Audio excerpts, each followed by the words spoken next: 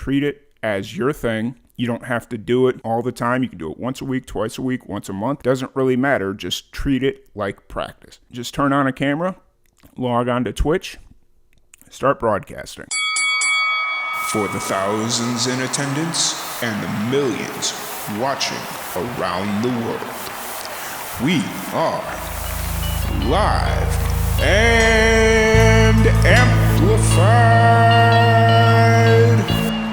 So let's get ready to podcast. Fire it up. How's it going, everybody? Tom Quiet here, live and amplified. I hope you're having a good day, good week, whatever it is. Today we're going to do a little bit something different. If any of you remember back early on during the pandemic, we were doing indie zines and like digital blogging and all that fun stuff. And I've always kind of wanted to start bringing that back as a thing that we did, but to kind of refresh and reuse some of that content so that we can get through that and then start releasing new digital blogs and stuff of that nature. We're going to start doing a weekly top 6, and this could be top 6 things that musicians should be doing, need to be doing, 6 lessons, just a top 6 to help you musicians or help any musicians kind of move their career forward or think in a different way, stuff of that nature. So this week I wanted to do 6 things independent musicians should be doing post-pandemic.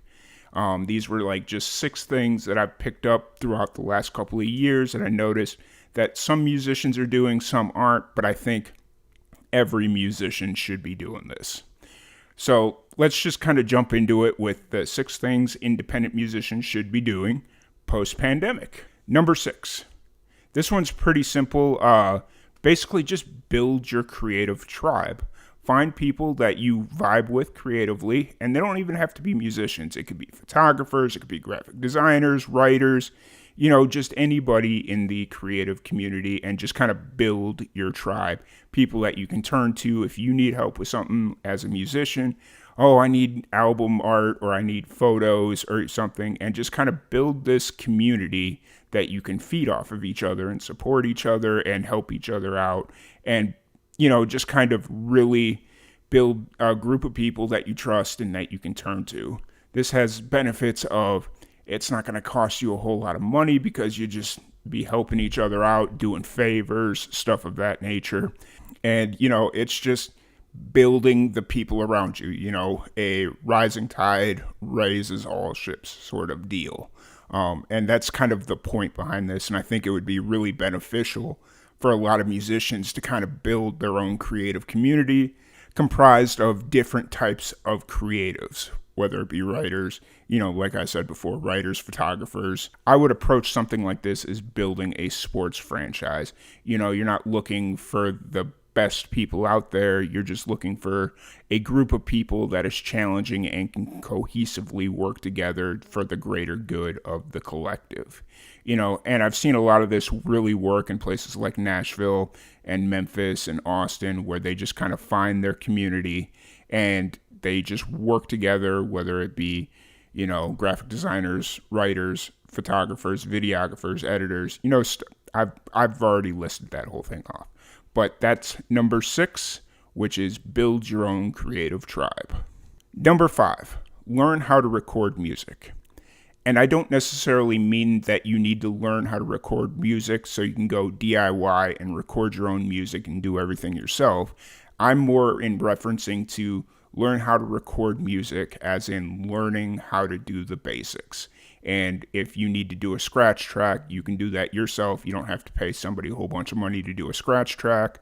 Or when you're actually in the studio recording music, you're not wasting a whole bunch of time trying to communicate to a producer or an engineer what you want to try to accomplish. And you can kind of, even though you may not be as experienced as them, you can at least give your input and kind of know what you're talking about instead of saying, well, I really want my voice to be kind of, and then you have to try and describe it. And then the engineer has to try and figure out what the hell you're talking about. But, just kind of learning the basics of recording music. So when you go into the studio, you know what you're talking about. You kind of know what you're doing. and you can just kind of talk to the engineer. And from my experiences, it just makes the entire recording process smoother. And I don't even mean this in a way to kind of undermine engineers and producers, because that's definitely a talent. But creative ideas are creative ideas, and good ideas are good ideas. And if a musician can learn how to communicate kind of what they're looking for, it's not this back and forth ping pong game of, oh, this isn't what I want. Oh, this isn't what I want. This is what I want. Just kind of this back and forth ping pong game. So coming out of the pandemic, I think all musicians should learn to at least the basics of how to record their music. Number 4, play live shows as often as possible. And that sounds like a no-brainer, but I mean in the regards of play live shows as often as possible. Get out there, play. Don't even stay in your little area. Everybody has a limit as to how far they're willing to drive to go for a show. Just figure out what that is and just start scheduling shows. Even if it's only the weekends, whatever it is, everybody's a musician. Everybody's wanting to make it to the next level, make the big step, the first step, the whatever step. So you need to get out and play shows as often as possible. Because with social media, yes, social media is very beneficial, but it is so saturated right now that the only way people are ever going to listen to you or, really listen to you is if you're out playing live shows. You're going to find new fans, new listeners, new supporters. That's a really authentic and proven way to build a following. Number 3, get on Twitch. Start performing on Twitch. And I don't mean this in the regards of getting out there and performing live shows. I don't mean this as a substitute to that. But what I mean by Twitch is start treating it as a time to practice. You don't have to treat it like a live show substitute. Just treat it like practice. And it's an extra way to get the occasional listener or engaging with fans because they can kind of see what you're working on. They can hear songs that they love. They can interact with you. And it's kind of like this personal one-on-one time with the people that already support you. Treat it as your thing. You don't have to do it all the time. You can do it once a week, twice a week, once a month. Doesn't really matter. Just treat it like practice. Just turn on a camera, log on to Twitch, start broadcasting. Because A, you're going to start realizing that people really love being a part of the creative process and seeing the creative process unfold. They really love seeing musicians try new things and just kind of engaging with their fans, their listeners, their whatever. And hey, it's an extra way to generate revenue. Once you become a Twitch affiliate, you start getting ad revenue. You get subs, you get donations, you get all kinds of cool stuff. So it's an extra way to generate income.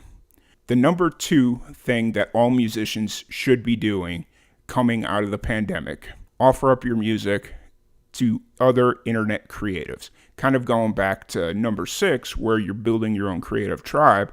Offer up your music to video editors, vloggers.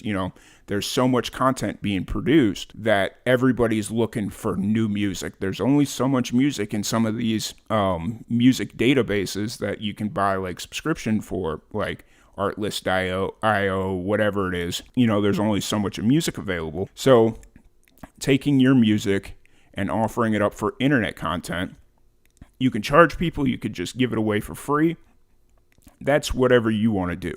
I'm not saying one way or the other. Me personally, I would just offer it up because I think the exposure is worth more than $10 or whatever, because you don't know who's watching the vlog or the video or the whatever and how many people that could generate. Number 1, and this one's the most simple one, at least for me, be authentically you. Stop trying to fit into a box, into a category, into whatever you want to call it. Be authentically you. Just be authentic with the fans, with your listeners, with your supporters, with your group, with your tribe, with whatever you want to call yourself. Stop trying to fit into the rock genre or the jazz genre or the country genre. Just be you. If you're influenced by Mississippi Hills blues music and alternative rock from the 90s. Fuse it together and boom, be authentically you. Stop trying to pretend to be something you're not. I respect musicians more that are authentically themselves and aren't trying to be the best PR version of themselves or being the best commercialized version of themselves. Just be authentically you. Well, I hope you enjoyed this video, this top 6. We're going to do this every week and, just kind of doing different articles that we have written, that we will write, and just kind of use this as an opportunity to regenerate our indie zine while trying to get more content out of it. Other than that, I hope you enjoyed it. Please continue to support us, and we will see you all next week.